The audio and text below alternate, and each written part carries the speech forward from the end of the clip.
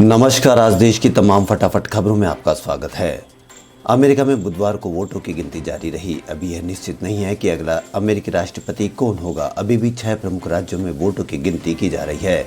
कांटे की टक्कर में नतीजे रिपब्लिकन डोनाल्ड ट्रंप या डेमोक्रेटिक जो बाइडेन किसी के पक्ष में जा सकते हैं।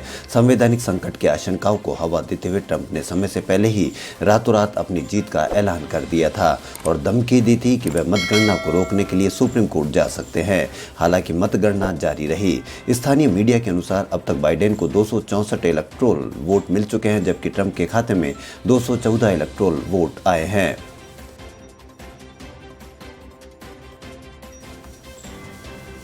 देश में कुल कोरोना मरीजों का आंकड़ा 83 लाख को पार कर गया है। अकेले दिल्ली में कुल मरीजों की संख्या 4 लाख से अधिक हो गई है।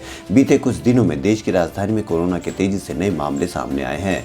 दिल्ली सरकार का मानना है कि ये कोरोना की तीसरी लहर है। अब सरकार ने इससे निपटने के लिए आज एक हाई लेवल बैठक बुलाई है। मुख्यमंत्री अरविंद केजरीवाल ने कहा था कि दिल्ली में कोरोना की तीसरी लहर को देखते हुए समीक्षा बैठक बुलाई गई है। दिल्ली एनसीआर में प्रदूषण की घनी चादर छा गई है। प्रदूषण ने इतना बुरा हाल कर दिया है कि हर ओर धुंध ही धुंध दिखाई दे रही है। राष्ट्रीय राजधानी में गुरुवार की सुबह हवा की गुणवत्ता में भारी गिरावट देखने को मिली है। यानी दिल्ली में हवा बेहद खराब से गंभीर श्रेणी में पहुंच गई है। हालांकि बुधवार की सुबह दिल्ली में हवा की गुणवत्ता में आंशिक सुधार देखा गया था और कुछ समय के लिए वायु गुणवत्ता सूचकांक AQ 300 से नीचे चला गया था। लेकिन बुधवार की शाम हवा और खराब हो गई, जिससे विजिबिलिटी भी कम हो गई और लोगों को घुटन का भी सामना करना पड़ा। यह सिलसिला गुरुवार की सुबह भी जारी रहा। प्रसार भारती ने 51 DTH शिक्षण चैनल शुरू करने के लिए इलेक्ट्रॉनिक्स और सूचना एवं प्रौद्योगिकी मंत्रालय के साथ बुधवार को सहमति पत्र पर हस्ताक्षर किए।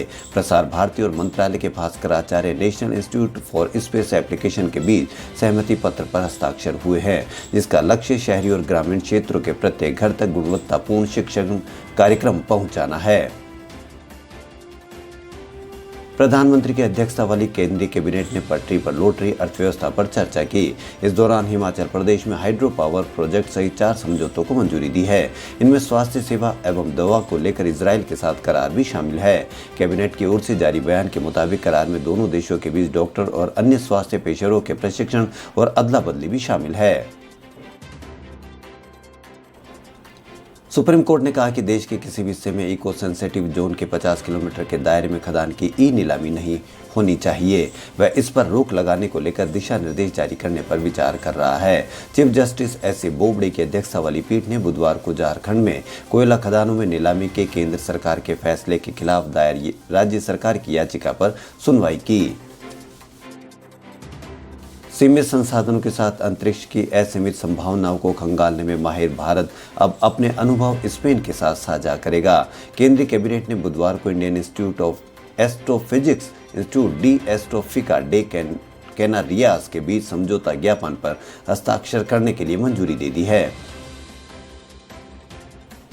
प्रवर्तन निदेशालय ने ICICI बैंक की पूर्व CEO और MD चंदा कोचर, उनके पति दीपक कोचर और वीडियोकॉन ग्रुप के प्रमोटर वेणुगोपाल धूत के खिलाफ मनी लॉन्ड्रिंग मामले में आरोप पत्र दाखिल किया है। इनके खिलाफ मनी लॉन्ड्रिंग विरोधी कानून के तहत केस दर्ज किया गया था। अधिकारियों के मुताबिक इनके खिलाफ मंगलवार को आरोप पत्र दाखिल किया गया है। इस पर अब कोर्ट को संज्ञान लेना है। ED ने दीपक कोचर को इसी साल सितंबर में गिरफ्तार किया है। कोरोना महामारी के कारण अभी तक बंद चल रहे सिनेमा हॉल, थिएटर और नाट्यगृह को महाराष्ट्र सरकार ने 5 नवंबर यानी आज से खोलने की अनुमति दे दी है। बुधवार को राज्य सरकार ने इस संबंध में आदेश जारी किए थे। राज्य सरकार की ओर से जारी आदेश के अनुसार सिनेमा हॉल, थिएटर और मल्टीप्लेक्स को 50% दर्शक क्षमता के साथ खोलने की मंजूरी दी गई है। इसी के साथ योग संस्थान, टेबल टेनिस, बैडमिंटन, शूटिंग जैसे इंडोर गेम के लिए इंडोर स्पोर्ट्स और राज्य और अंतर्राष्ट्रीय स्तर के खिलाड़ियों के लिए स्विमिंग पूल को भी दोबारा खोलने की अनुमति दी गई है। बिहार विधानसभा चुनाव के लिए तीसरे और अंतिम चरण के लिए शनिवार 7 नवंबर को मतदान होंगे। आज 15 जिलों की 78 सीटों के लिए चुनाव प्रचार का अंतिम दिन है। ऐसे में सभी राजनीतिक पार्टियों ने अपने उम्मीदवारों के लिए पूरी ताकत झोंक दी है। इस चरण में चुनाव आयोग के निर्देशों के अनुसार जहां मतदान की समाप्ति के 48 घंटे पूर्व चुनाव प्रचार समाप्त हो जाएगा। तीसरे चरण के चुनाव प्रचार के लिए मंगलवार को प्रधानमंत्री नरेंद्र मोदी और पूर्व कांग्रेस अध्यक्ष राहुल गांधी पहुंचे थे। मध्य प्रदेश के निवाड़ी जिला मुख्यालय से लगभग 36 किलोमीटर दूर 12 बुजुर्ग गांव में बुधवार सुबह 3 साल का एक बच्चा 200 फुट गहरे बोरवेल में गिर गया। प्रशासन द्वारा बच्चे को बोरवेल से निकालने के प्रयास किए जा रहे हैं। बचाव दल ने दावा किया था कि 2 से 3 घंटे में बच्चे को बाहर निकाल लिया जाएगा। हालांकि बचाव कार्य गुरुवार को भी जारी है। पर्सनल डाटा प्रोटेक्शन बिल 2019 की समीक्षा कर रही संसद की संयुक्त समिति के सामने रिलायंस जियो इन्फोकॉम लिमिटेड और जियो प्लेटफॉर्म्स लिमिटेड के अधिकारियों ने अपने प्रेजेंटेशंस में कहा है कि उनके पास कस्टमर्स के जो पर्सनल डेटा हैं उन्हें बिजनेस ग्रुप की किसी भी कंपनी या संस्था के साथ साझा नहीं किया जा रहा है। खुदकुशी के लिए उकसाने के मामले में रिपब्लिकन टीवी के editor in chief Arnab Goswami को अलीबाग कोर्ट ने 14 दिन की न्यायिक हिरासत में भेज दिया है। उनको पुलिस हिरासत में नहीं भेजा गया है। अर्नब गोस्वामी 18 नवंबर तक पुलिस हिरासत में रहेंगे। इंटीरियर डिजाइनर को कथित रूप से आत्महत्या के लिए उकसाने के मामले में बुधवार को सुबह गिरफ्तार अर्नब गोस्वामी के खिलाफ बाद में महिला पुलिस अधिकारी के साथ कथित मारपीट के आरोप में भी एक और एफआईआर दर्ज की गई है। केंद्र ने देश में टेलीविजन रेटिंग पर दिशा निर्देश की समीक्षा के लिए बुधवार को एक कमेटी का गठन किया है। प्रसार भारती के सीईओ शशि एस वेम्पति 4 सदस्यीय कमेटी की अध्यक्षता करेंगे। अगर मौजूदा दिशा निर्देश में किसी तरह के बदलाव की जरूरत होती है तो कमेटी को मजबूत, पारदर्शी और जवाबदेह रेटिंग सिस्टम के लिए सिफारिशें देने को कहा गया है। आईपीएल 2020 का पहला क्वालिफायर मुकाबला गुरुवार को मुंबई इंडियंस और दिल्ली कैपिटल्स के बीच खेला जाएगा।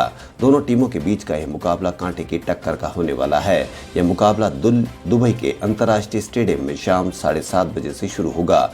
आईपीएल में 4 बार की चैंपियंस मुंबई को लीग चरण में हराना आसान नहीं रहा, लेकिन मंगलवार को सनराइजर्स हैदराबाद के हाथों 10 विकेट की हार से उसका थोड़ी लय गड़बड़ा गई है। खबरों में फिलहाल इतना ही। यदि आपको हमारा चैनल पसंद आए तो लाइक, सब्सक्राइब और शेयर अवश्य करें। धन्यवाद।